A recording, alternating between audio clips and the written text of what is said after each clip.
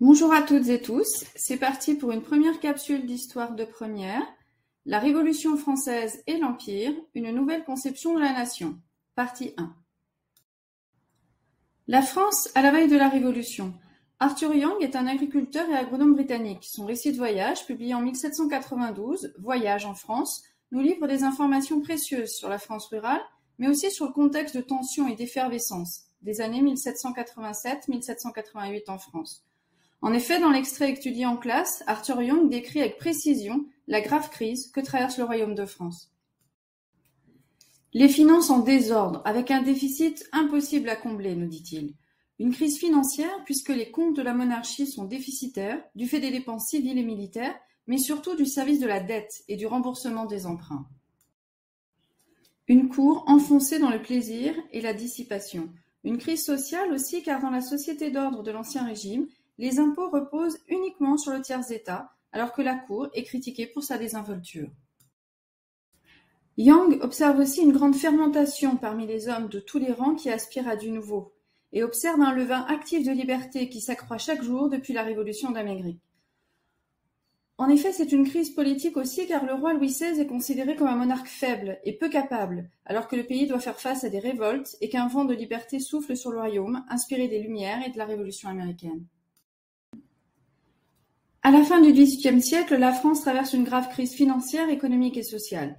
La société d'ordre est d'autant plus remise en cause que la Cour, jugée désinvolte, est très critiquée et que les idées de liberté transmises par la Révolution américaine et les Lumières traversent la société.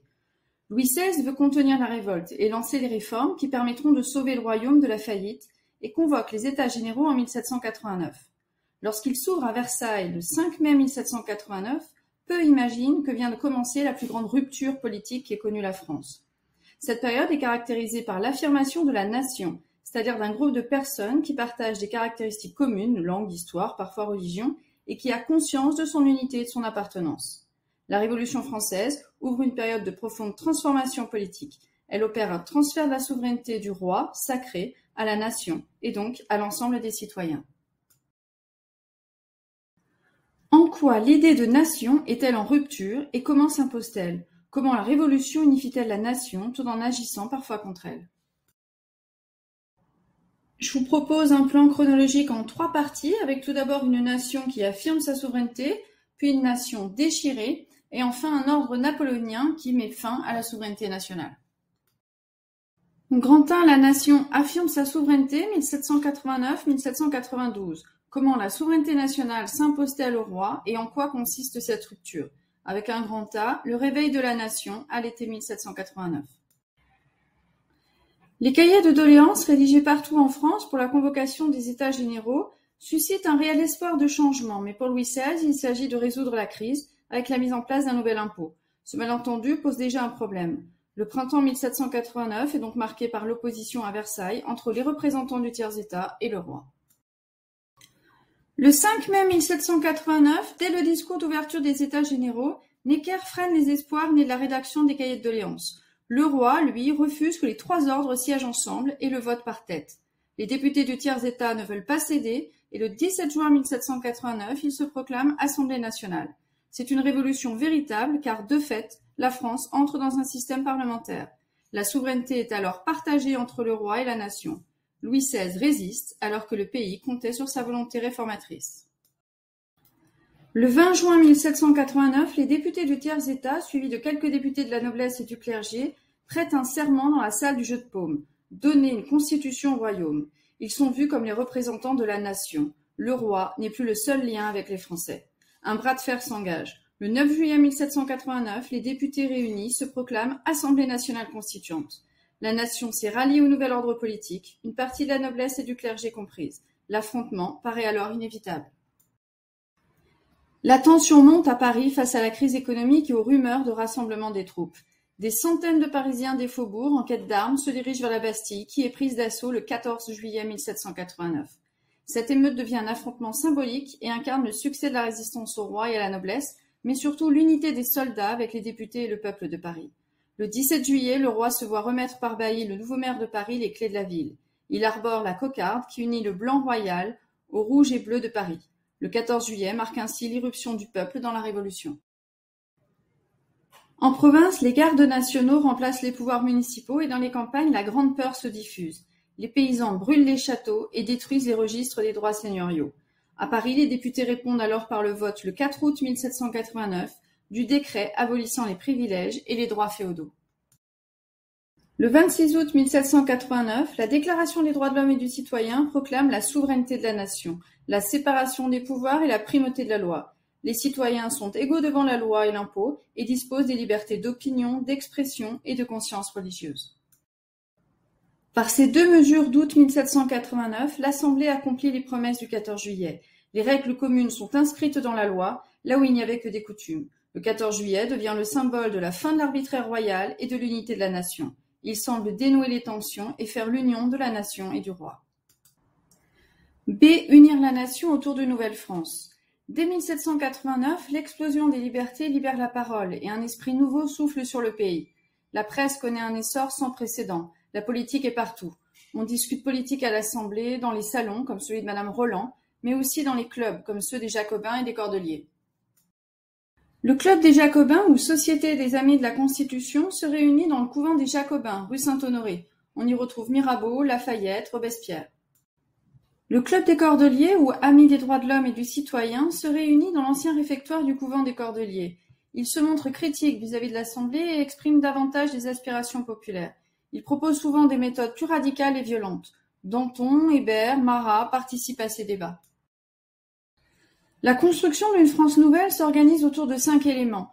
Des principes nouveaux fondés par la Déclaration des droits de l'homme et du citoyen, une réorganisation de la société à travers la création de 83 départements et du principe de l'élection aux fonctions administratives et judiciaires, mais aussi l'harmonisation des poids et des mesures, une réorganisation de l'Église, puisque les biens du clergé sont nationalisés en novembre 1789 et vendus pour combler les dettes. Le 12 juillet 1790, la constitution civile du clergé imposera aux clercs, salariés de l'État, de prêter un serment de fidélité à la nation. Et puis une nouvelle symbolique se met en place, avec la cocarde, la devise, les allégories des fêtes et des chants.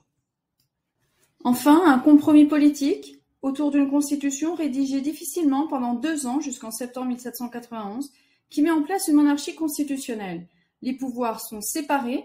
Il y a le roi des Français qui dispose du pouvoir exécutif et d'un droit de veto suspensif sur les décisions de l'Assemblée nationale, qui détient le pouvoir législatif. Celle-ci est élue pour 2 ans, mais au suffrage censitaire, ce qui montre déjà une forme de limite de la souveraineté nationale, confisquée par les plus riches. Le 14 juillet 1790, la fête de la Fédération est organisée pour célébrer l'unité de la nation autour du roi. Elle se déroule sur le Champ de Mars. Les députés, la garde nationale et la famille royale prêtent serment de fidélité à la nation, à la loi, au roi, devant une foule immense. Grand C, souveraineté royale contre souveraineté nationale. L'unité n'est que d'apparence. Dès 1789, les nobles émigrent et poussent les dirigeants étrangers à intervenir pour établir l'ancien régime. En 1790, le pape condamne la constitution civile du clergé et encourage les prêtres à refuser de prêter serment. Ce sont les réfractaires. Le 21 juin 1791, le fragile équilibre est rompu avec l'arrestation du roi et de sa famille à Varennes. Le partage de la souveraineté n'était qu'une fiction, en particulier depuis l'installation forcée de la famille royale aux Tuileries le 5 octobre 1789. Il se sentait prisonnier de la situation et abusait de son droit de veto. L'opinion accuse alors le couple royal de trahison et manifeste en faveur d'une république. Le 17 juillet 1791, la foule réunie sur le Champ de Mars réclame la déchéance du roi, mais elle est dispersée brutalement par la garde nationale qui tire et fait une 50aine de morts. C'est le divorce entre les partisans du roi et ceux qui réclament une république.